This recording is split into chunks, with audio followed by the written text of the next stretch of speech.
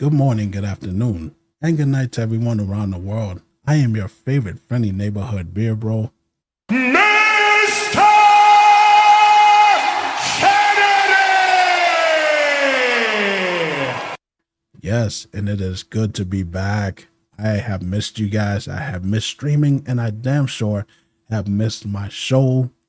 And I am back here with episode 13 of the Mr. VG podcast. Got a lot of news here for y'all today. But first and foremost, before I get on with that, I just wanted to update you guys on what I've been doing. The reason why I haven't recorded last week or I haven't streamed all week is because my father was in the hospital, very sick. And my brother and I are going to drop everything that we need to do to make sure that our father is good. I'm not going to go too far into details with it, but it was very touch and go there. He's on the path to recovery. And that's the best news that we've heard all week. And I appreciate everyone, all my closest ones that have sent out good wishes and their prayers. I appreciate every single one of you guys. I love y'all, and it's good to be back. When it comes to me, I found out that my left knee is pretty banged up right now. Went to the doctor and they told me that I have a partial tear in my ACL and a hairline fracture in my knee. I don't know where that came from, but my job does require me to stand the whole entire shift, so maybe it was just gravity and old age. I mean, just telling my body, hey, we can't do this as much as we used to. So that's a shot in the knee every single 2 weeks, and that's doesn't sound fun, but pain is what I'm feeling right now. Pain is what I'm feeling. But like I said, I'm always happy that I can come back and entertain you guys and to do what I do. So let's get on with it.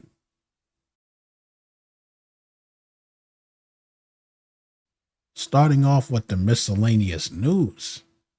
Remedy CEO steps down following FBC Firebreak's disastrous launch. Tero Vitala, CEO of Control Developer and Remedy Entertainment, that's the company that makes Control and makes the Alan Wake games, is stepping down from his position immediately. The news comes in the aftermath of the disappointing launch of FBC Firebreak, which is the company's very first multiplayer co-op shooter. Vitala will be replaced by Marcus Maki, Remedy's chief product officer and one of the studio's co-founders. The studio says that it will initiate a search process for a new CEO immediately. Vitala took over the role back in 2016 and was a key figure behind Remedy's transformation over the past decade, as it shifted from a work-for-hire studio to one that develops multiple projects simultaneously and owned and published its own games. So he was a big part of that company for a decade. And it sucks that he felt the need that he had to step down, but you never know what's going on in people's minds. He could be frustrated. He could be burnt out. He could just be tired, because when you work in a company like that, you're going to have a lot of people butting heads, a lot of people disagreeing. You have a lot of minds in the room, and that wears down on you. But I already knew that FBC was going to flop because it's one of those live service co-op multiplayer shooters. And we have so many of those games out here right now. Your game is not going to stand out in a sea of games that we already have. It looks like a lot of other people's stuff already. And when you have Call of Duty, and when you have Fortnite, and when you have PUBG, all of these shooter games that are already successful, going to be hard to get your stuff out there. So it doesn't surprise me that the sales were very weak. If you guys don't know what FBC was or is, it was a spin-off of the Control game, and so it's in the Control universe. That's basically all I know about the game, because I haven't played it. I did take a look at it, and it really nothing to, I would spend my money on, to be honest. That's just my honest opinion, And it just sucks that happens. John Romero is still hoping to salvage his unannounced shooter after it was dropped by Xbox. Y'all remember when I talked about, Microsoft's mass exodus of all of the jobs that they cut, over 9,000 jobs. John Romero was on the cutting block. They pulled the plug on that game because Microsoft didn't want to pay for it. This is what he has to say. We're still figuring out what we're going to do with our big game. We own the IP, we own the code, and we own everything about the game.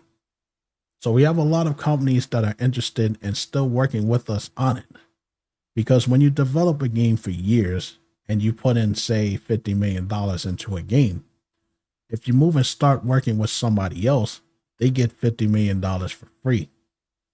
Lots of people want to continue working on something, and even if it doesn't happen, you have $50 million worth of assets that you can use to make another thing. Boy, he loves throwing around that $50 million. It sucks for the game developers, because I used to work security at EA. I mentioned this before, and I used to walk the floors. And I know how much work that those developers would put in when they were dealing with mocap, when they were dealing with audio, when they were doing with coding for the games.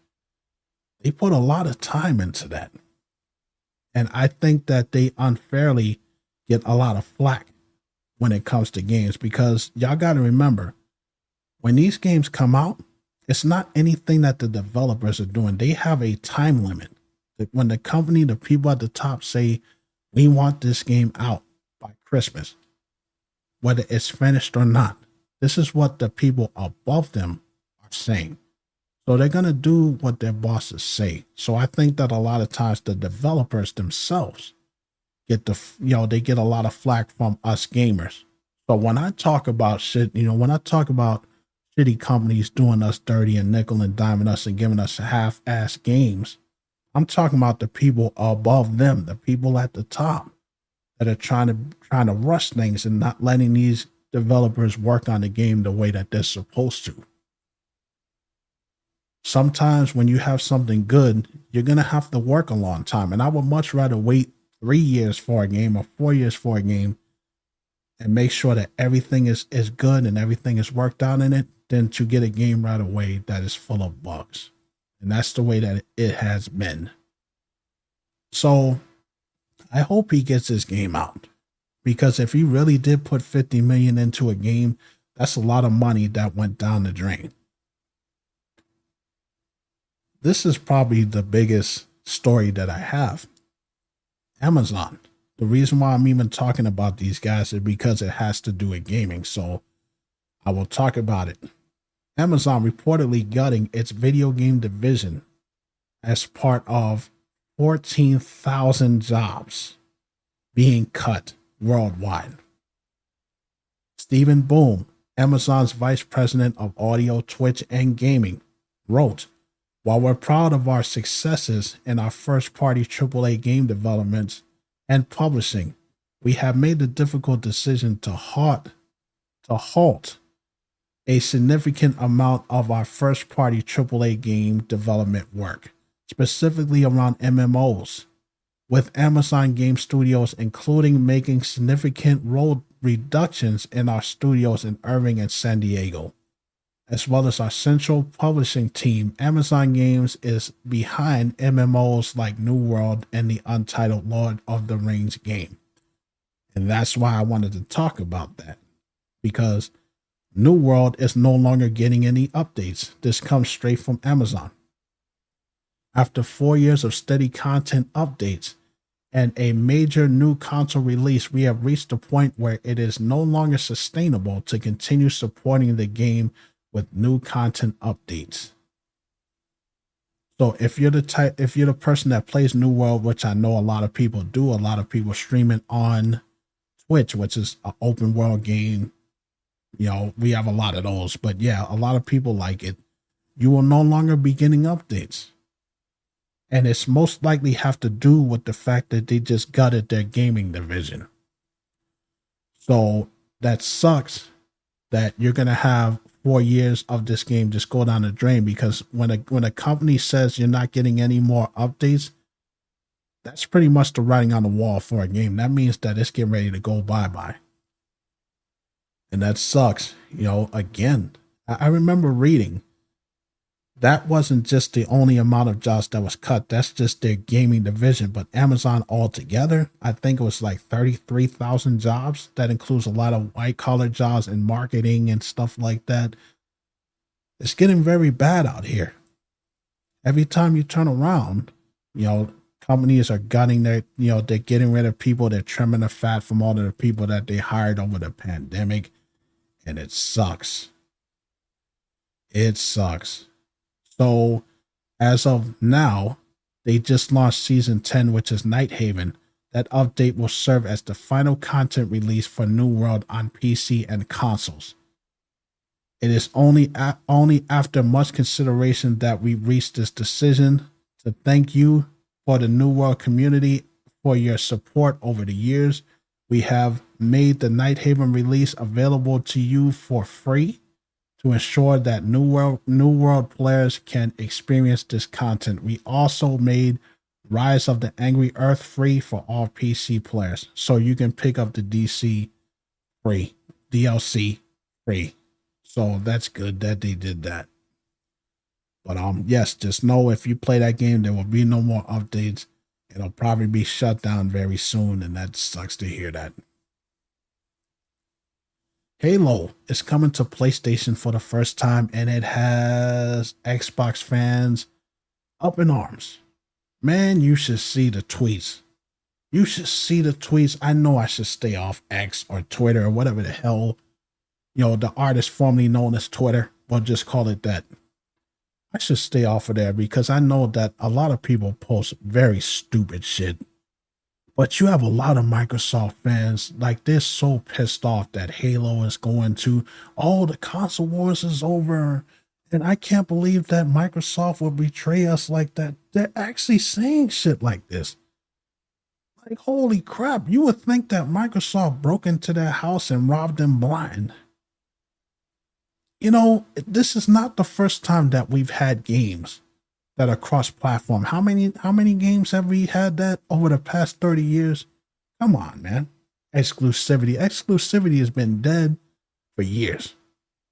I'm tired of this tribalism that we got. It's with everything. With wrestling fans, you can't be a WWE fan and AEW fan and New Japan and TNA. You can't just be a wrestling fan. You have to pick a side. If you're an AEW fan, they piss on WWE. WWE pisses on AEW. And I'm just like, I'm in the background like, can I just like all of wrestling? Like, why can't I just be a wrestling fan? But you have these people that carry these torches for these companies like, damn, like they built the company. Like they literally work for the company and they get paid from these guys. Like, come on, man. I don't see what the big deal is about Halo going to the PlayStation. It's just more people that can get their hands on it. That's what a company does. You want to make sure that your product gets to as many people as they can possibly get them to, so that you can make as much money and maximize the amount of fan base that you have. That's the goal at the end of the day. So I would just say chill out with that stuff, man. Damn. Take the stick out of your ass and relax. Have a Coke and smile and shut the hell up. Halo will come to PS5. It's called Campaign Evolved. It was just announced that the 2001 remake. So it's a remake of the first one from 2001. It is slated for release in 2026. Doesn't have an official date, but it's going to be on PS5, Xbox, and PC, featuring a brand new prequel missions, split screen co-op, new weapons, visual and audio updates, and more. So if you're a fan of Halo, you will be able to play it on PC. You will be able to play it on Xbox. You will be able to play it on Sony. It doesn't say anything about Nintendo, but you know how that is. Excuse me. Yeah. So it doesn't give us an exact date, but when we get that date, I will be sure to let y'all know. Resident Evil Requiem is up for Requiem, I'm sorry. Requiem. I had Requiem on the mind. Resident Evil Requiem. It's up for pre-order now. And we have a standard edition and a deluxe edition. February 27th, 2026 is when it's going to be released, but it's up for pre-order in the PSN store. There is a standard edition available for $69.99 and a slightly pricier edition for $79.99. If you order the standard edition, you will get the base game along with a bonus costume for the protagonist Grace called Apocalypse. If you order the deluxe edition, you will get 5 costumes, 4 weapon skins, 2 Apocalypse screen filters, Mr. Raccoon charms, Raccoon City Classic audio pack, and letters from the 1998 files. So if you're the type of person that likes to get these deluxe editions where you get books and CDs and, you know, stuff that you won't get with the base game, it's surprisingly cheap. Yo, hurrah. You know, congratulations to Capcom for saying we're not going to dick you over. You know, we're just going to make it $80. That's not too bad. Not too shabby. But yes, now you can pre-order it. Now, while I said that Capcom won't dig us over, in the same sentence, remember I talked about on the last episode about Capcom charging for people to watch Street Fighter 6 finals on stream. Capcom refuses to back down on crazy Street Fighter 6 pay-per-view plan. This is what Capcom has to say. The decision to introduce pay-per-view live streaming for the Capcom Cup 12 and Street Fighter League World Championship 2025 stems from our commitment to promote our esports business in a sustainable manner over the medium to long term. Our goal is to grow these tournaments into internationally competitive events by reinvesting into participating players and teams, our partners, and related business areas. We sincerely acknowledge the many opinions we have received from everyone and are carefully discussing the matter with all relevant parties. As a result, the coordination process is taking some time. So in other words, you can kiss our ass. We're not going to change our prices. We got your money. If you want to watch us, you're going to pay to watch us, and you're going to do it, and you're going to like it. That's basically what they wanted to say. We heard your opinions. We're not going to do anything about it, but we heard your opinions. So yeah, whatever. Just keep it moving. Nothing to see here. I still don't understand the point of charging people to watch a stream. I mean, don't we get enough of that already with Netflix and Hulu and Amazon Prime and all of that stuff, YouTube TV and all that bullshit? You're going to charge people to watch a tournament about Street Fighter 6? Get the fuck out of here. Blood Rain. Man, that is a game that I haven't talked about in a long time. Well, the Blood Rain Definitive Collection, a physical edition, which I'm even more surprised about, is coming to the PS5 and the Nintendo Switch. All 3 games, Blood Rain 2, and Blood Rain Betrayal, Fresh Bites, are featured in the collection. The first 2 are the revamped editions released for modern platforms a few years ago. The physical release is the first time all 3 titles have been made available in a single package. The physical editions will be up for pre-order at a later date. For more details, follow soon. If you have not played the Blood Rain games, I don't know what you're doing with your life. They were a lot of fun for me. I had the second one, I believe. The second one for PS2. It was a lot of fun. You know, you go around as the sexiest vampire out there, cutting up enemies and draining their blood for health, going through different missions and stuff. It was cool. I played Blood Rain Betrayal as well too back on the PS3. And if you like that Castlevania feel, you guys will feel right at home. Holy hell, that game is difficult. That game is difficult. I died so many times playing that game. You know, it's a lot of platform jumping, a lot of enemies that drain your energy, and it's just crazy. It's like I said, that Castlevania feel, like that cartoon 2D style look. It's a lot of fun. So if you guys want to get your hands on it, and it would be perfect for the Nintendo Switch to be able to take on the GOAT. It's gonna be up for pre-order. So there you go. Let's move on to Xbox. Yes, got a couple of notes here for y'all today. Microsoft confirms next gen Xbox console is in development. Xbox president Sarah Bond confirms Microsoft is currently developing its next gen console in an interview with Variety. This is what Bond had to say. We have our next gen hardware in development, while outlining some of Xbox's plans beyond its recently released handhelds. While she didn't go into specifics, she did mention that the company has at least begun designing and prototyping. Bond also said that Xbox is partnering with AMD on the project and will make an announcement about that partnership before long.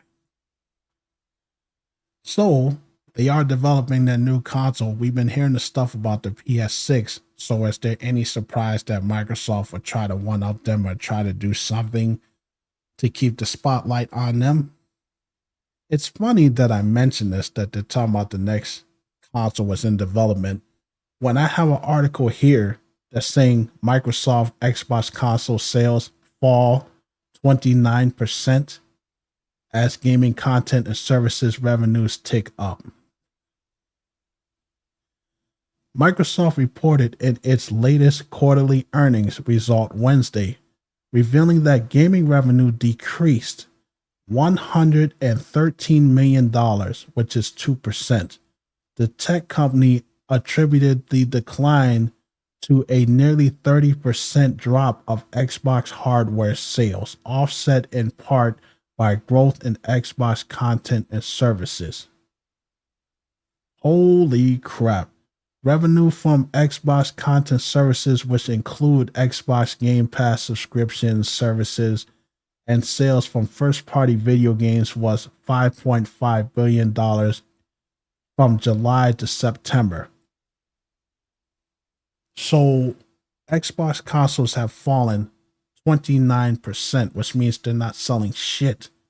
In fact, some of their consoles are being pulled from stores. Like literally, some of these stores don't even have Xbox stuff selling there. I told y'all about the Costco stuff, and they still haven't given any reason as to why. There are no Xbox consoles. But they're making a new console after they just did the handheld after that. 29% down? They better pray. They better get down on their knees and pray that this handheld is going to be successful. And if they do come out with new hardware, because for a while now, I've been hearing people say, oh man, the Xbox is done, because they focus on the Game Pass. That's all they care about, is getting the Game Pass on everything. You very rarely hear about hardware, about what they plan to do with consoles. That's not good.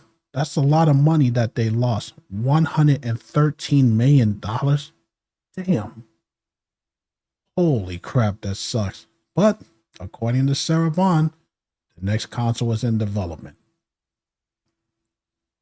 Former ZeniMax developers who were fired by Xbox create a new company called Sackbird Studios. Sackbird CEO Lee Ridout spoke on the matter. The founding team formerly leads and key contributors on Elder Scrolls Online and core developers from the ambitious but ultimately canceled project Blackbird described the new studio as a developer-first environment with a long runway and a tight senior development team. Currently under 10 people. The cancellation under Project Blackbird While disappointing, inspired the founders to build a studio designed to avoid many of the pitfalls they've experienced across the industry. This is what they had to say. We're grateful for our time at ZeniMax Online Studios. It shaped us as developers and as people. When I learned that Blackbird was being canceled and a lot of people were losing their jobs, it lit a fire. We realized that the best way to protect our craft and our team was to create a studio where creative independence isn't negotiable. Good for them. Good for them. You know, because that's the best approach that you can take when you take shit like that. When you lose your job, you're like, okay, I'm going to go out. I'm going to create my own business to make sure that this does not happen again. I like to hear stuff like that, and I wish them all the success in the world, because it's easy to give up when you lose your job and it's just like, oh, my life is over. No, they didn't do that. They're like, we're going to use this to create our own thing, and it's going to be a developer first environment. So to make sure that none of that corporate bullshit happens to them again. So good for them. Let's move on to the world of Nintendo. Now, I normally don't talk about things like this because I'm not a sponsor. I don't get paid by this company. I have nothing to do with them. But I did feel the need to mention it in case you were a struggling parent that was trying to figure out how you was going to get your kid a console and keep them from climbing the walls like Spider-Man.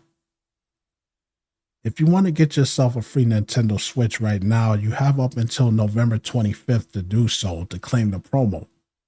All you have to do is sign up for an internet plan with Verizon Wireless, keep your account in good standing for 14 days, and you get to keep your Nintendo Switch. After those 14 days, you can cancel the plan, keep your system, and avoid having to pay almost $400 for a new console, because God knows in this day and age, with the economy being what it is and the government shutdowns, a lot of people can afford to buy this stuff.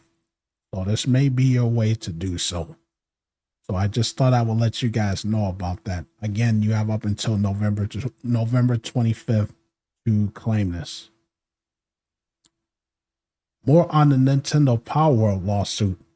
It may be in trouble after a patent that was filed by Nintendo was rejected by the JPO, which is the Japan Patent Office. Back in March 2024, Nintendo filed a patent that describes the act of catching a character in a game in a method that appears to be similar to Pokemon Let's Go Pikachu and Eevee games.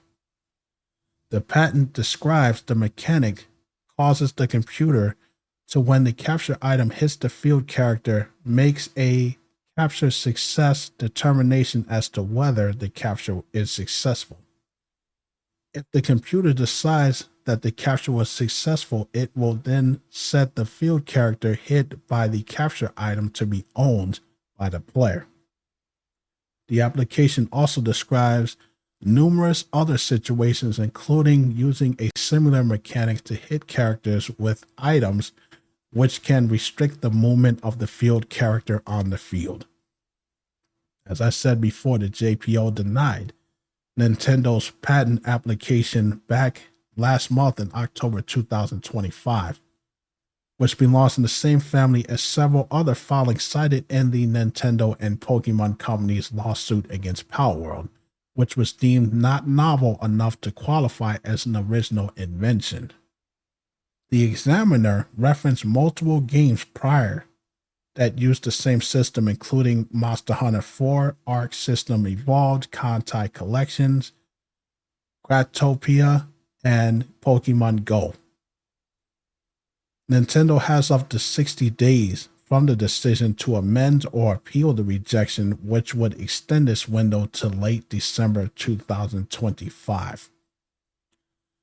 So there you go. The reason why the JPO rejected the patent is because they point blank said that it's not an original idea. Nintendo did not create the capture system. Other games had used it before Nintendo had it. So what did Nintendo think that they were going to do? Seriously, Like they don't own the idea. So they had to know that there was a chance that that was going to be rejected. Just because you popularized it does not mean that you own it. So things may be looking up for Palworld. I will keep you guys updated on that whole thing. But it's not looking too good for Nintendo. If you are looking forward to Elden Ring on the Nintendo Switch 2, there is some bad news for you guys. It has been delayed until 2026. No actual date was given, but this is what they had to say. The Elden Ring Tarnished Edition continues wholeheartedly towards release.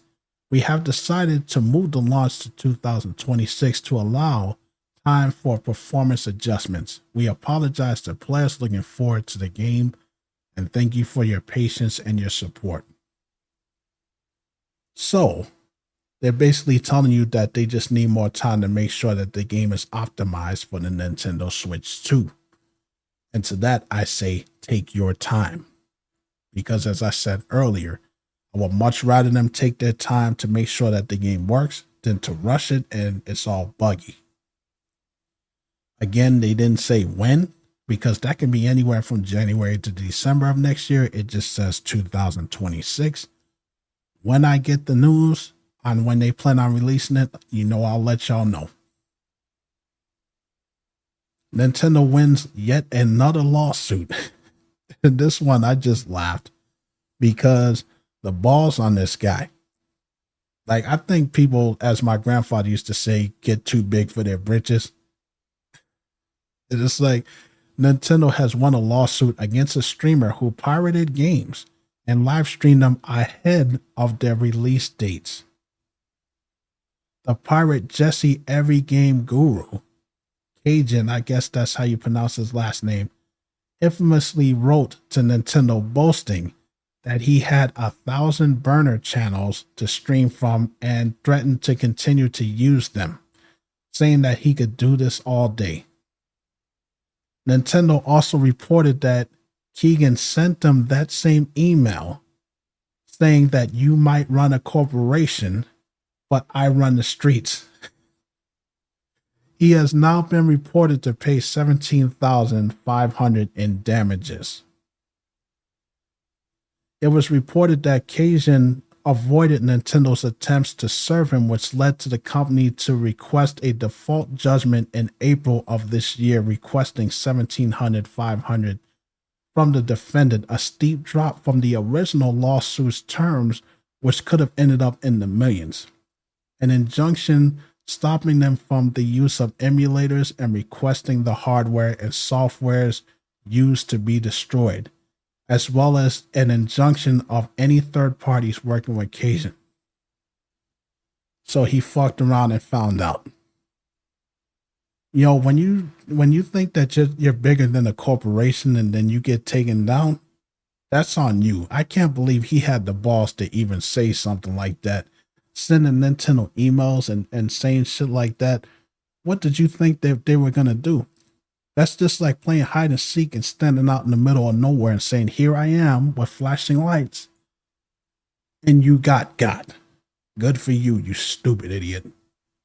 And last but not least, out of the world of Nintendo and straight into the vortex that is PlayStation. Looks like Sony is beefing up its PlayStation Portal by adding the cloud service that will allow you to stream PlayStation 5 games without having to be connected to your PS5. But there's a catch, because there's always a catch. You can only use this feature if you are a PS Plus Premium member. That means if you have any other tiers in this service, you will not be able to use it.